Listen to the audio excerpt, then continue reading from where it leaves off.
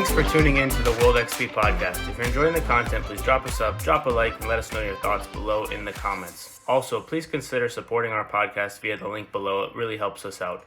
Chris, welcome to the World XP podcast. Happy to have you here. How you doing? Appreciate it, man. I know that we were talking about this for a while, and well, I'm happy that we made it happen, though. So thanks for having me. Yeah, of course.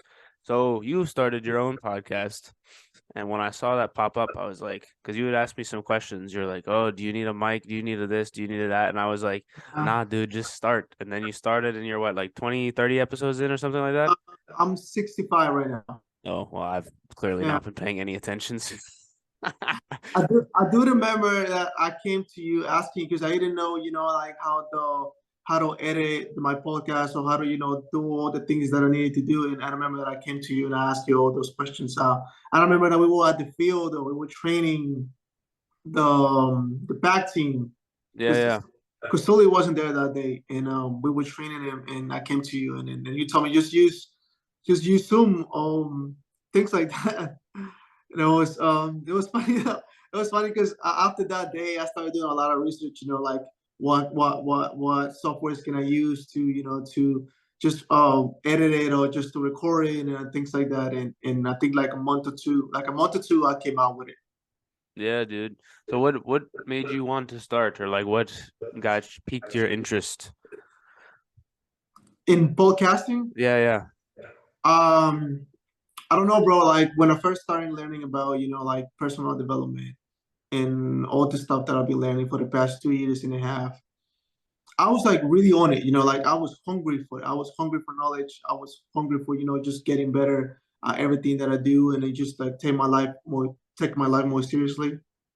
And I was studying a lot though, I was studying a lot of personal development. And it got to the point that I felt like I had a lot of knowledge, like I felt like my mind was, it got to a point that I couldn't even sleep for all the ideas and all the things that I wanted to, like talk about and just to spread the word, nowadays I think like personal development is getting more, like more famous or like more people are actually taking the time to learn about themselves and, and just to get better in general. And I just wanted to, share all the knowledge that I have. I just wanted to, like just to help people as much as I can, and just to get things out of my mind, bro. To be honest, like, I'm a thinker. I think a lot, and podcasting has been one of those things that have been helping me, just to get my mind clear and talk about stuff. And also, though, like I reflect on it, like when I talk about certain things, like it's like I'm talking to people, but I'm talking to myself at the same time, like I go back to listen to my episodes and I'm like, okay, so I said this shit, like I gotta, put the work as well and just keep, it keeps me, it keeps me like going, keep going straight, keep going in my path. And every time when I'm not feeling, like my best self or I'm not feeling weak or things like that, like I said, I just go back and listen to all my episodes and it's me, so it reminds me, like all the work that I put and all the things that I'll be doing. So like that's why like I felt like I kind of needed it to do, a podcast. So Yeah, I feel you, dude. It's almost like journaling in a way, like 100%. especially if there's something you're interested in. Like, so yours is just you. You don't have guests on, right? No, I don't. Yeah. So yours is just you. So you're kind of almost just journaling to yourself. And for me, it's kind of the same. Like if I have something that I'm interested in or I want to explore, like I reach out to somebody in that field or whatever, and we can have a conversation. But yeah, dude, and it's like it's therapeutic in a way a little bit. It's like you get your thoughts and ideas out there, and then you kind of another thing that comes with it is you learn how to communicate with, for me, with people, but like you're learning how to form your thoughts into like coherent sentences, and that's cool. It's something that I've realized, I guess, the last, I don't know, I didn't really realize it at first, but like about a year or two in, I started realizing like, oh, I can actually talk to people now. It's cool. It's a skill that like it's tough to frame a question or a statement in a way that to say like what you actually want to say. And to use the right words and all that stuff. And it's like it's a space where you can explore ideas in real time.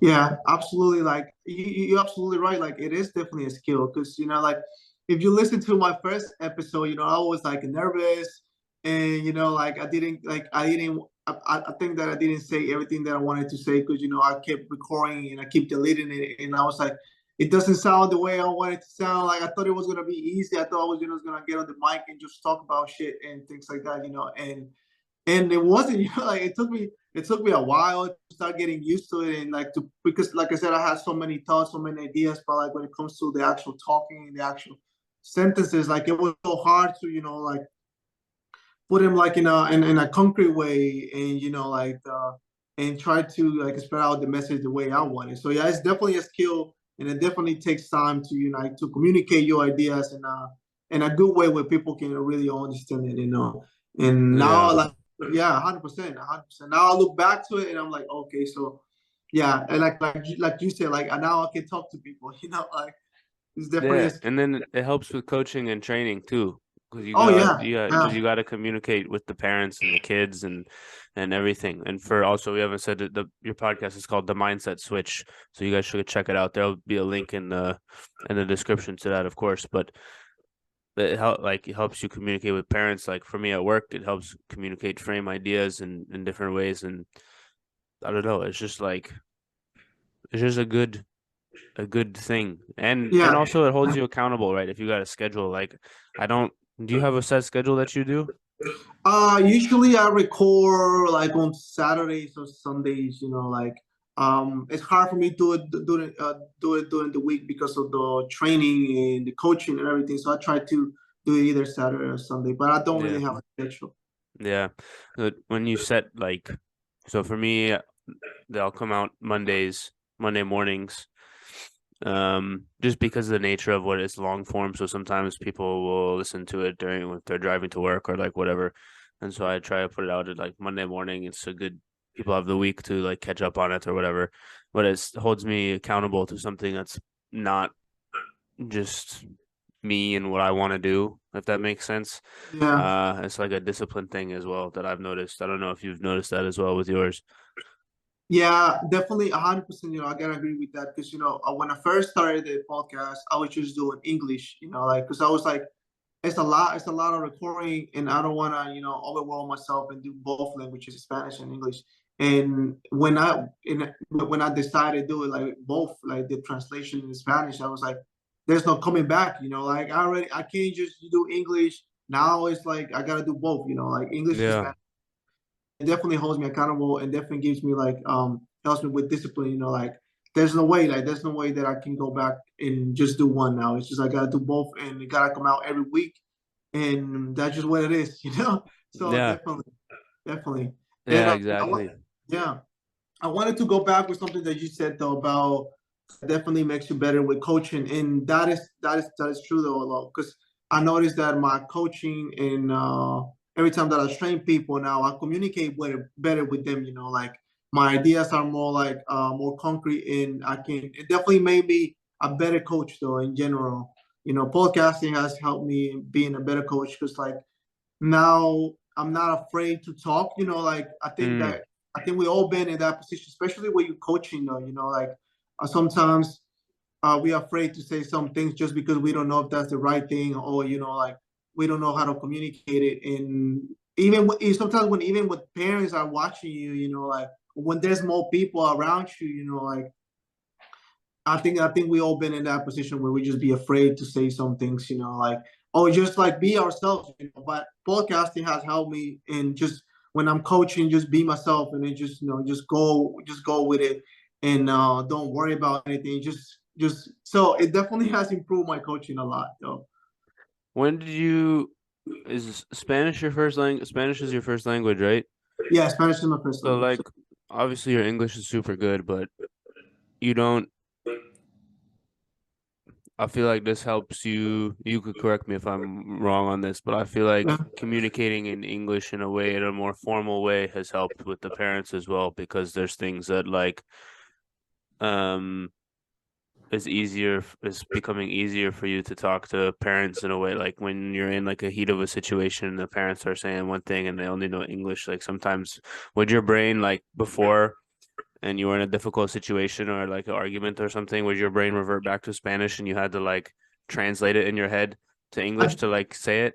Yeah, at the beginning, yeah, like I would say like the first, like I came to the US when I was 18, like Hmm. so I had to learn English at that age. I was already grown. So, my Spanish was like really deep inside of me. So like at the beginning, I would say the first 4 years, it was like that, like I had to translate it in my mind from Spanish to English and then I could communicate it though. After that, like I don't do that anymore, like I don't translate that anymore. It's more Um, natural now. yeah, it just naturally comes. It Yeah. comes. It comes. And so yeah, it was like that for a while. Like sometimes I had to think really. Like I had to just take a little break just to think how to say some things. But yeah, it doesn't. I don't do that anymore.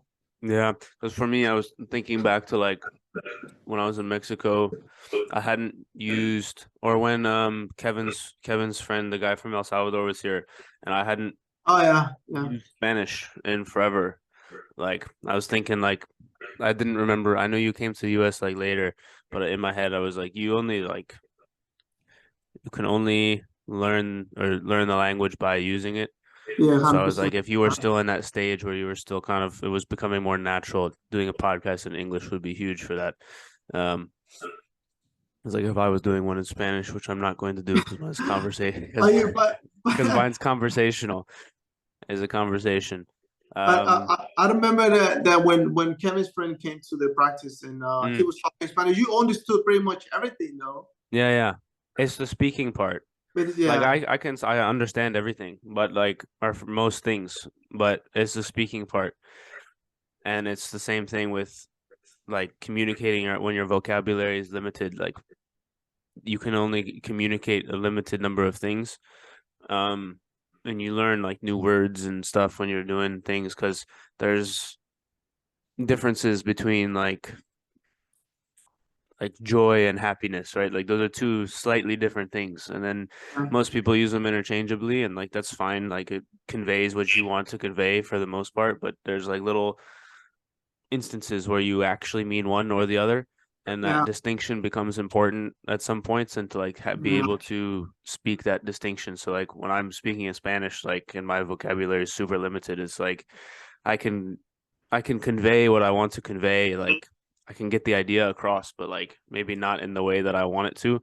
yeah, And you know that as well when you're like switching back and forth during a conversation. It's like there's only so many like there's only so far you can go. It's like and the limit is like on the soccer field, ordering food at a restaurant, or like where's the bathroom? Like yeah, that's kind of where you're at, you know? But yeah, it's good though. Yeah, I remember when he was there, I was like, oh shit, I need to practice my Spanish yeah, again, man. yeah, 100%.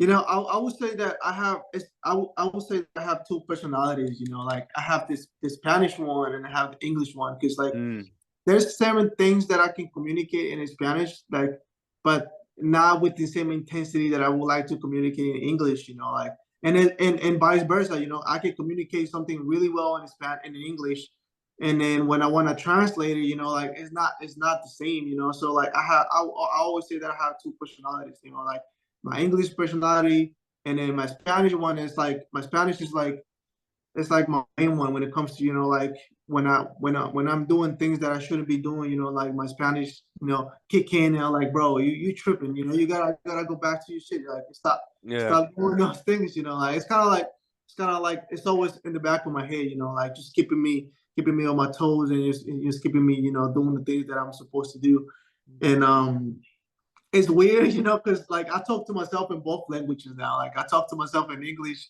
That's and I talk to hilarious. myself in Spanish. Yeah, yeah. So I don't know, man. My brain sometimes be thinking about like why do I do that? I switch up to English and then to Spanish, and I keep going back and forth, back and forth. It's good though. It keeps your brain active. The other thing that you mentioned that's cool is like you words don't translate directly sometimes between language Yeah, and language. So sometimes you want to say a thing and you only know that word in Spanish. Like yeah, when I watch like the Bundesliga or whatever, for example, they'll have one word that describes like a feeling or a or like a a phrase or like a sentiment of a group of people, like they'll have one word to describe like a whole thing that happened, which that's not words do that. Yeah. I don't know. You know what I mean though? Yeah. Yeah, I yeah. know. It's cool. It's cool. It's like once you know those words and understand like what it actually describes, like it's not there's not a one like a one for one translation. Yeah. Yeah.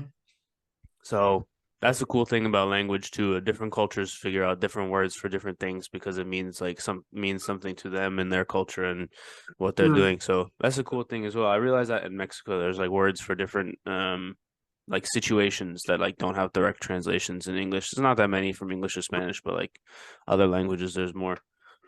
Yeah, it's just like more like the vibe, you know, like the vibe that it gives you, you know, like um Kevin and I we always say that we can course out people in Spanish really well. Like we will say so many things that but when it comes to English, you know, like we don't it's not the same, you know, like it's not the Yeah. same. So like yeah, it's just it's crazy how language can be, you know. Yeah, for sure. So you and Kevin have shout out to Kevin, by the way, where he's our friend that was working with Cris. They've got the There you go, the FC FC training training grounds. ground. They've started this training business. I don't want to go into we don't have to go into all that stuff, but like what how have you guys found it so far? Have you like building clients and just like you're on your own, like working for yourselves. Like, how have you found that? It's just you know, like it got to the point where we wanted to do, you know, our own platform, you know, like our own, you know, like way of coaching, way of training, you know, like when you're working for somebody, like it's you know, you need to, you know, like pretty much do their own way of training, you know, and things like that. It's really rare the places that just let you do whatever you want to do, but like it's still you still gotta be like tied up to the roots, you know, and things like that. So like Kevin and I, we've been friends for the past 10 years, bro. Like I met him as soon as I got here. We went to high school together, and we always been in soccer. You know, we always been in soccer. I've been playing soccer my whole life. Kevin too, and we just wanted to develop, you know, like that platform where we can just train our own training style, our own coaching style, where we can just help people like soccer players and just regular people in general, just to be better, you know, like to be better at movement, be better at the sport, or just feel better, you know, throughout the days and things like that. And it's definitely been a hassle, and it's definitely been, you know, like quite a challenge because, you know, like we don't have anybody that is just like, here, Chris, you know, like take this client, um or you can go there you can go to this place to get some new clients and things like that. You know, we gotta do that ourselves, you know, like we gotta keep ourselves on our toes and keep trying to grow the business and keep being, you know, creative, because I think that's one of the main things when it comes to, you know, like having your own business and, you know, like do your own thing. Like you gotta be creative, you know, like you gotta come out with ideas and you gotta try them out. And if it don't work, then it don't work out, and you just gotta go back to the basics and keep, you know, keep trying ideas, keep being creative. Um, there's definitely the other part where like you don't have anybody that is telling you anything. So that can backfire as well, because if you don't have the discipline, you know, like if you don't know what you want, if you don't know exactly the things that you want to build, it's like you're gonna be lost, you know, because you don't have anybody telling hey, you gotta do this, or it's better if you do it this way, or you know, like, oh, that didn't look good, you know, things like that. You gotta keep yourself accountable. You gotta, you know, keep that discipline in the back of your head so you can, you know, keep moving forward. And yeah, it gets hard sometimes, you know, because you know, sometimes, like you said, like it's like you don't feel like doing things, you know. We all been in those days, like you don't feel like doing anything, you know. Sometimes you just tired, or, you know, like things in general. And if you don't show up for yourself, and then like nobody will, you know. Yeah. So it's definitely been a hassle with that, but we were managing, you know, we're managing, and we keep moving forward, which that's the main thing, you know. Yeah, 100%. I noticed that when I went into your all's place and kind of worked with you guys for a few days, and then obviously I got my other job and stuff. But Yeah. um, it's interesting, it's interesting the people that have managed to do that and create something to work for themselves have all had that sort of drive, like having there's some level of safety to just having a job and a paycheck Mhm. that is good. And for me, when I watch you guys do it, and I'm like, yeah, that's really interesting.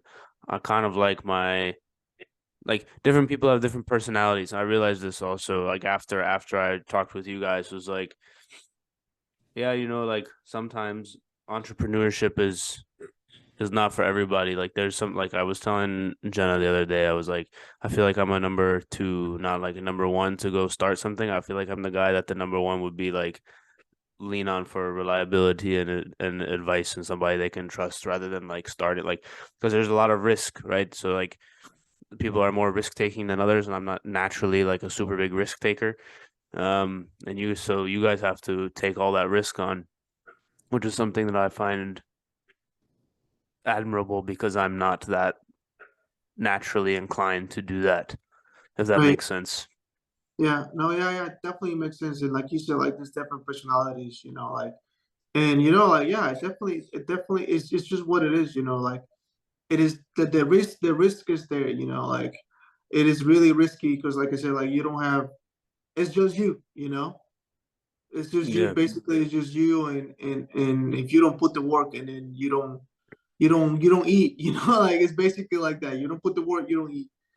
So I think that, yeah, not it's not for everybody, but like I think that if you put yourself in that position, and then that you got things that you need to pay, that you still gotta take care of your family, you will find a way, like that's just what I think that's just what it is. You will find a way, and then you will work your ass off because you have responsibilities, and Yeah.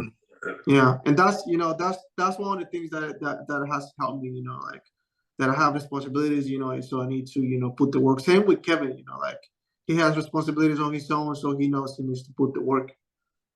Yeah, for sure. And I noticed that, do you know who Patrick Bet David is? No, He's a big podcaster. He runs like it's called Valuetainment. Um in like the insurance, and he's got like a insurance business and stuff. But the reason I brought up the entrepreneurship was he talks in his podcast sometimes like, and I didn't realize this until I was just scrolling through the comments while listening to one of his things. And one of the comments was like, Pat, you gotta realize that not everybody wants to be an entrepreneur. And I was like it's such a simple comment, but it's yeah, one that was like, oh yeah, like when you in that mindset and that's like the only way to exist, then like you view everything through that way. yeah, And even like I was viewing everything that way because I'm like I guess you would call it like a self-starter, I guess, or whatever the word you want to call it. Like I'm yeah, wired that way a little bit, but without the risk. And yeah, without the risk taking, you don't really have like I don't know, like I've started my own training thing and I've started this and I've started other yeah, various other things, but yeah, so like the work ethic is there, but the risk of taking the jump is like there's different ways to do it. yeah. But yeah, props Yeah, to I you mean, guys I for it. mean, you work your way up to it, because like when it comes to the podcast, I thought about my podcast about like for like 9 months, bro. Like I was like, yeah, I'm gonna do a podcast, but I kept bullshitting. Like I didn't. I kept pushing that back, and it got to the point like, bro, I need to start doing it. Like you kept saying you kept saying that you're gonna do it, and then you keep doing, and then you keep pushing it back, and like it took me like 9 months, like to actually, develop my logo, and like put everything together, just because I didn't want to take the risk, like I was, like afraid of what people will say, or just how I'm gonna sound, things like that. The same with coaching, like I was Yeah. afraid when it comes to coaching, I was a little afraid when it comes to coaching, like how am I gonna, like express my ideas, or how I'm gonna teach these people this and that, like it's definitely the the fear is always gonna be there. Mm-hmm. That's one thing that I think it will never go away. The fear is always going to be there. I still feel fear when it comes to doing a lot of things, especially when I have new soccer players coming in that are higher level, like I still have the fear that I might fuck up, like that I might not be the best fit. But, I push that fear back and I just keep moving. I just move forward and if it turn out well and then I learn, if it doesn't turn out well, then I learn more. Yeah, failure is the best teacher, Yeah. honestly. But then I was mentioning this to somebody, I forgot, it's in a clip somewhere. But you have to take like when you fail or experience a setback or something, it's important to like reflect on it and then actually take the lesson and then actually apply it. So for you, like when you're podcasting, one of the reasons why I think your podcast is so effective is because you're living all that stuff every day. You're not just like sitting behind a mic saying it and then like fucking off basically. Like you're actually going to like you're living it. And then another thing as you mentioned, like with your logo, there's a certain level of like it's never going to be perfect, but at Yeah. some point you just got to put it out to the world and see like what happens. Um, I think a lot of people get nervous, like, oh, I can't put this thing out to whatever because it's not perfect, and like most things are never going to be perfect. It's just the way that it is. But there's like you spend like 1 hour getting it to 95%, and then like you spend 10 hours getting to 96%, and then another 10 hours Yeah. getting this. Like at a certain point, like where's the time to effort Yeah. scale? Like it doesn't fit anymore, and you got to just throw out the 90% solution or the 95% solution. Like, and That that's is, tough. And that's tough too because there's people like in school, like when you're going through school here especially in like Northern Virginia. Um, and they're like the teachers are saying like, oh, perfection, like get hundreds, get A's, get all this stuff, and I'm sitting there like, no, I'm good with B pluses or whatever, and I like do the right. uh, But it's like that's a thing that has helped me in life and didn't help me in school, and it's like a lot of people have that drilled into them from school, and they never get out of it, and it's super hard to make that shift, like that, yeah, that mindset switch. yeah, the mindset switch, exactly. Yeah, yeah.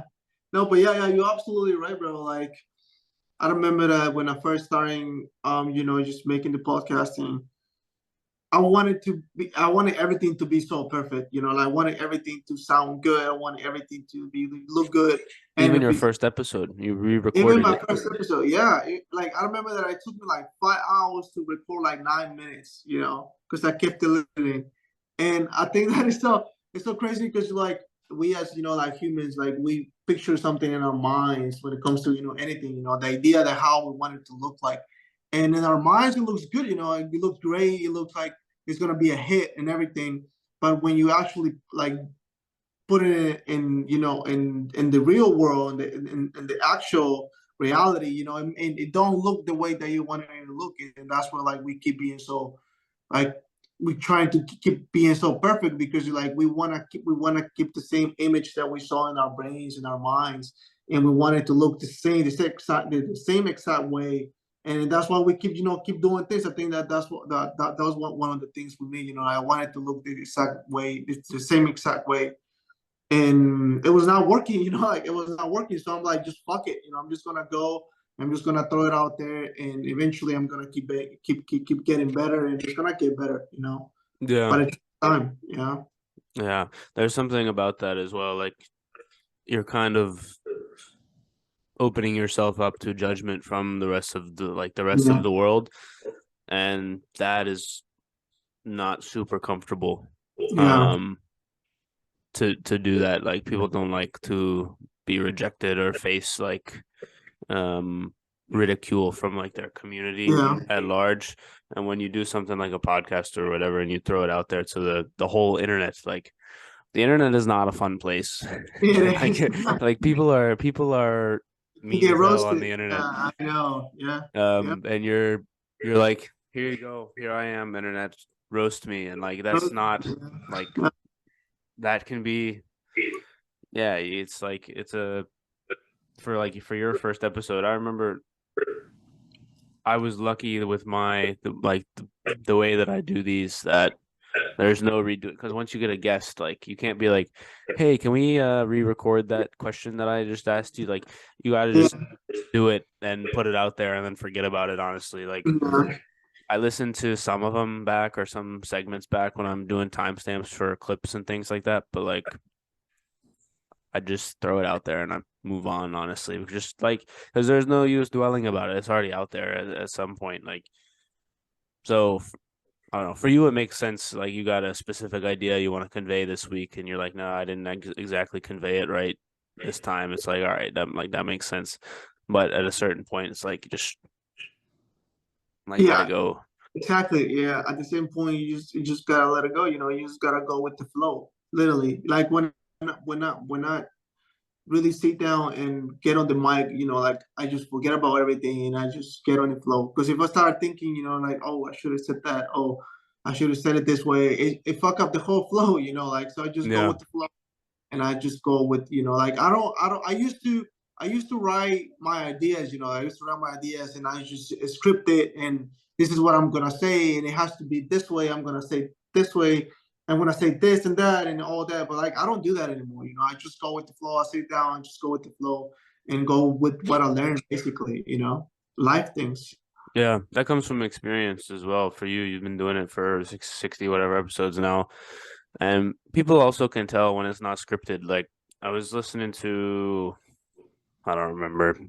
It's for those listening. I look tired. It's because I am. We had an arena game last night. I don't remember what it was.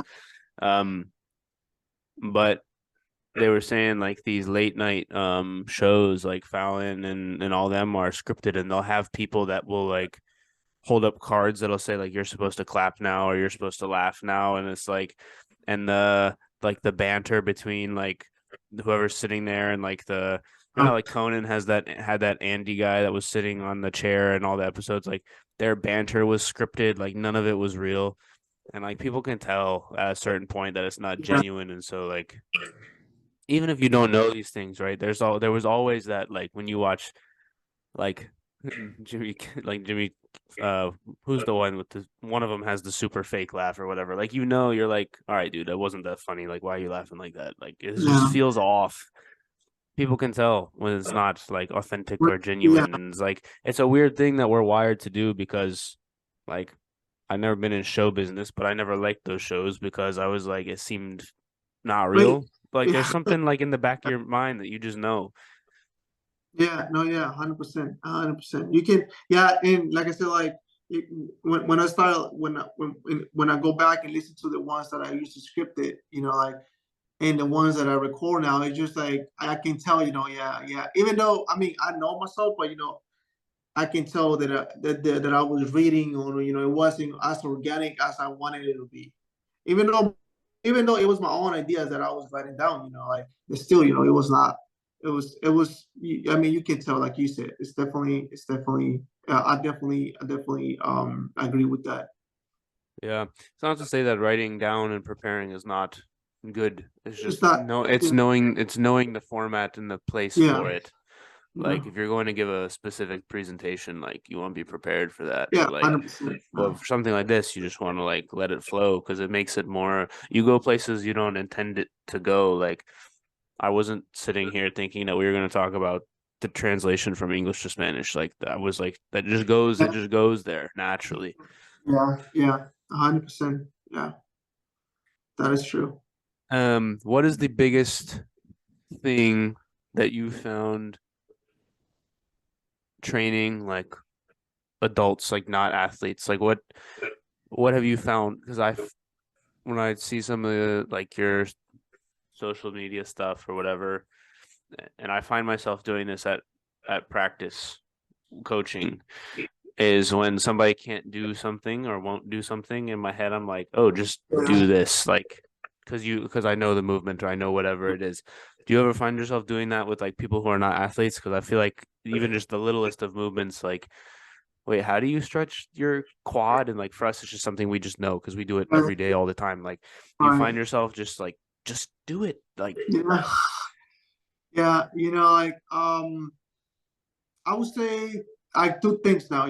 Like definitely patience, like everybody is different, like when it comes to, just normal, general people, not athletes in general, like different like forms, like perfect forms looks different for everybody, like Mm. my squat may not be the same way that you squat, just because, I could have like um tighter hip flexors, or like of different problems like that you may not have. So like perfect form looks different for everybody. So like once I learned that thing, once I learned that different form looks different for everybody, like it opened my eyes, like now it's just like I try just to be, like try to, just explain the way explain my way the best possible, like and then see how it looks like. If it doesn't look right for me to me for some reason, and I just try to make some adjustments. But like in general, like I know like when it comes, I would say like I struggle with that when it comes to athletes more, because like um I'm an athlete myself, so like I want you to do it this way, I want you to do it or I picture it in my brain. I'm like, this is how it's supposed to look, and in soccer, like there's so many specific movements that you're supposed to do. Even though you may be a different player, but there's some basic things that everyone should know. Everyone should do. This basic stuff that the foundation needs to be kind of like it's a common foundation for everybody. Like it's a lot of common things that a soccer player should have. So like when athletes like that don't, like with the soccer kids don't do it, I'm like, yeah, it does. It used to like send me a little bit, because you're like, I'm telling you to do it this way, and like you're not doing so. No, but now I understand that I need to find a way to, make it possible for them. Like that's my job as a coach. Like showing them the way when they don't struggle much, when they think that it's so easy to do it. Like so simple for them to do it. They don't have to struggle much, even though like I developed that myself, like even though like it took me a while to, like develop that myself. I'm giving you a recipe where you can develop it super quick, and it's not as hard, like I think that's the whole job as being a coach, like so Yeah. yeah. I find that kids sometimes guess, like you tell them to do a thing and they guess at what they're supposed to be doing instead of listen.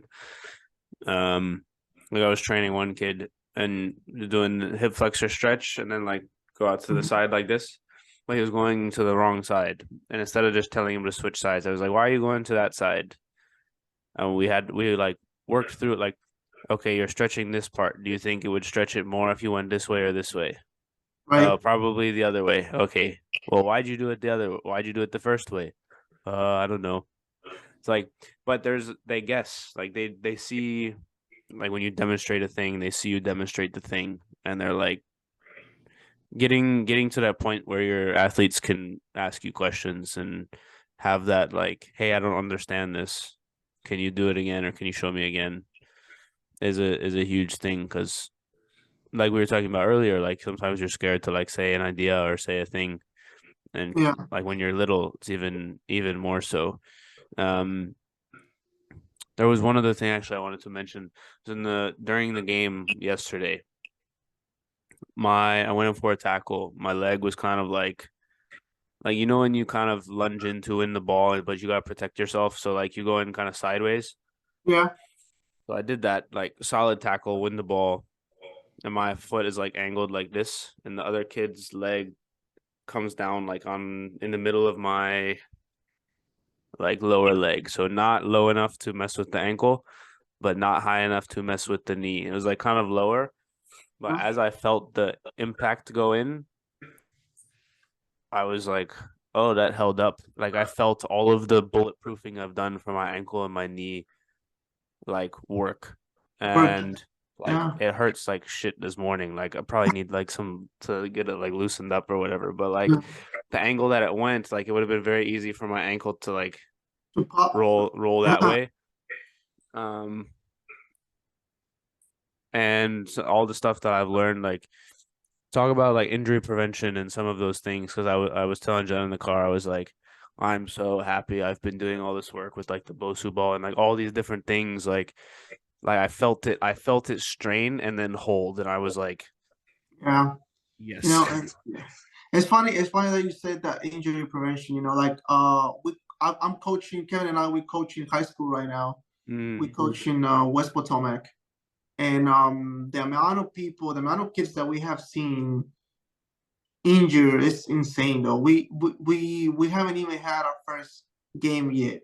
We had a scrimmage last week, and we have like 10, 12 injuries like already.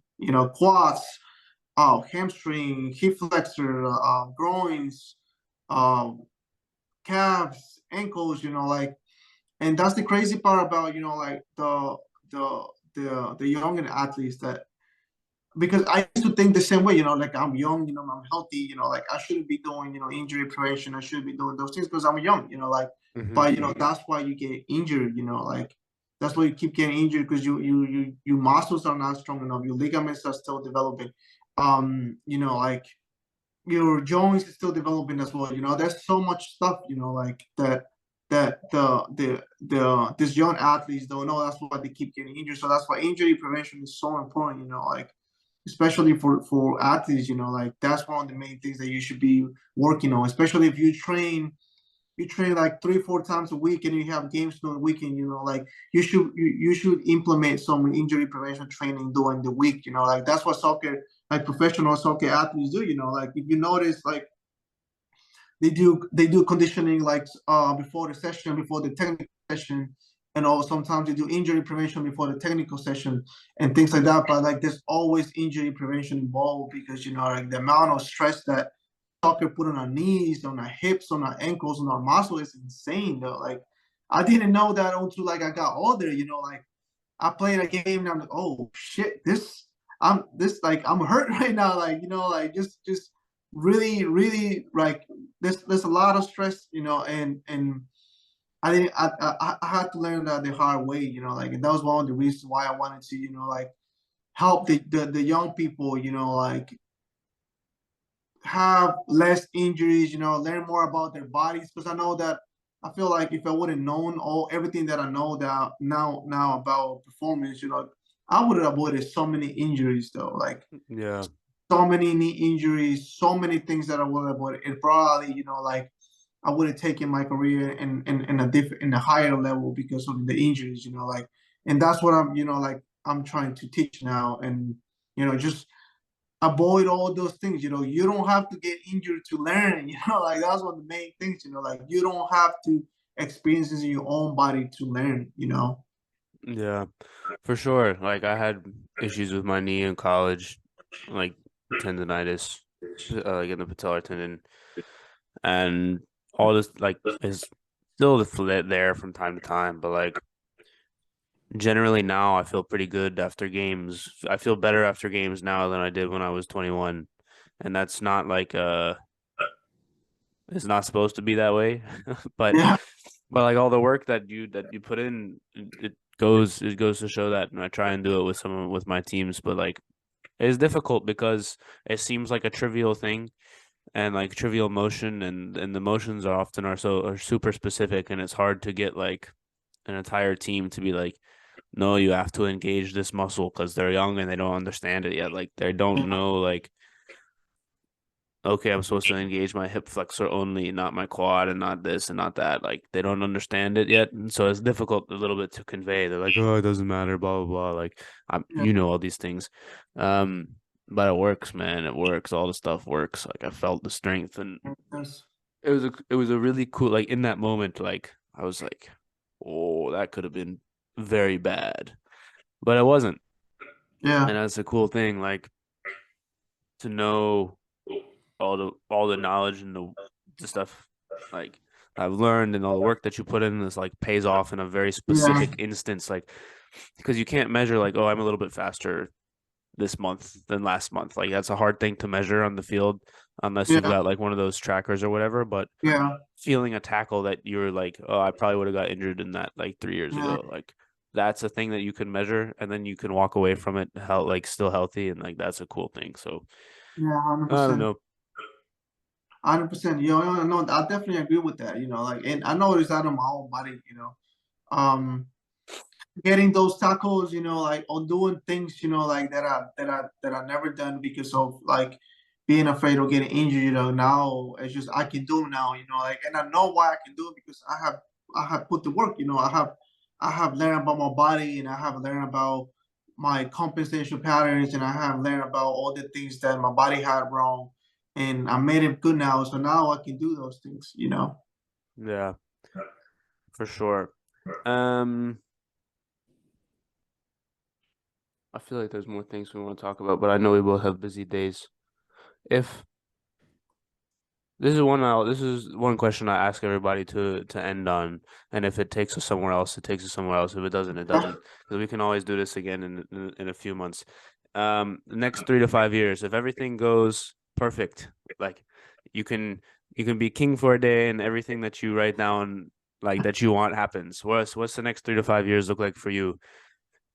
So the 3 or 5 years next, that it looks, you know, like it looks good on paper, it looks good on my brain, it looks good on my mind, you know, like Yeah, yeah. What is it? Spout it out. so like I do want to go to Europe, you know, like I want to take my strength and conditioning work to go to Europe to go where the actual soccer is, you know, like MLS soccer here, United States soccer is not, you know, like it's not life, you know, like South America or Europe. So I definitely gonna go to a place where soccer is life, you know, like soccer is my life, you know. So in the next 3 or 5 years, I definitely see myself, you know, like training a semi-professional team or even a professional team as a strength condition, like me, the main strength conditioning Hmm. um coach for that specific for in a specific team, but like I want to do it in Europe, you know, like so I see myself that and there and also like while I'm working myself to get to there, you know, like also I see myself here in the next 5 years, Kevin and I having the business develop really well and having made our own platform and having made our own, you know, um philosophy for to say like that where we can people just come to us and we can, you know, make a change in the DMV area and develop as many players as we can and develop, you know, like um and give all the middle-aged people their movement back and things like that. So yeah, that's basically what I see myself when it comes to, you know, like the actual soccer life. And when it comes to, you know, my podcast, I see myself, you know, like the same way, you know, like I always say that I want to help people. I want to help people change, and I want to help. Like I want to make an impact on someone, not just, you know, physically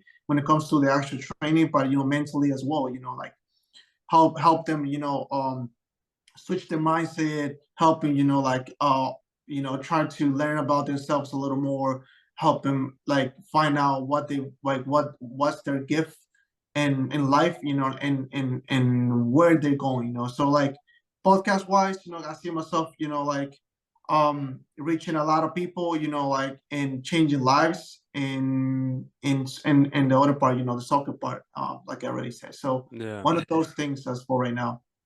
For sure. One other last thing for younger players is all these habits that we're talking about now is going to help you when you're done playing, like be able to walk around when you're 50. Like that's another one of the things that, or one of my goals is like when I have kids, right? You want to be able to like help them coach or like be there for them, play with them. And if you can't walk because you've been injured a gazillion times, like that's entirely not helpful. So all these things will help because the strain we're putting on our bodies now is crazy. So to be able to not need hip replacements and knee replacements and all these things, like huge, huge, huge. Yeah, no, yeah, definitely. Like, I would say the main thing, bro, is like, and that just goes for everybody, you know, like not just with athletes, but in general, like you need to learn about your body, you know, like you need to learn what really works for you body, you know, like something that may work for me may not work for you, you know, like so you definitely need to have that relationship with your body, you know, like listen to your body. You know, our bodies are always telling us something, you know, like always your body's always communicating with you. You know, the problem that we don't get quiet, we don't listen to it because, you know, all the noise outside, you know, like we don't really listen to it, but your body's always telling you something. Your body's is telling you to rest, telling you like to recover, it's telling you to adjust your training, it's telling you to, you know, to walk maybe a little more, to stretch, to do more mobility, you know, all those things, you know, like, so that just goes for everybody, you know, learn about your body, learn what really works for you, for your body, for your own body, and then just, you know, keep making adjustments and just take it from there, you know. 100%. I think that's a great way to wrap it up. Cris, I appreciate your time. We should do this a little bit longer form when we're not constrained on time. Yeah, for sure. At some point, just talk about all sorts of stuff. But thank you, man. Where can the people find your social media, your podcast, all that stuff? Well, you can find me in Instagram and Facebook as Cris Arana, Cris with no H, you know, CRIS, and Arana as ARANA, and then you can also look at my podcast, which is the Mindset Switch. We're probably gonna put the links below in the description so they can find me as well. Yeah, 100%. All the links will be down there to FC Training Grounds as well. Yeah. Hit them up if you've got questions. Any last nickels? No, just thanks for having me, and I'm glad we made this happen. Yeah, for sure. All right, guys, we'll see you guys next time. Peace.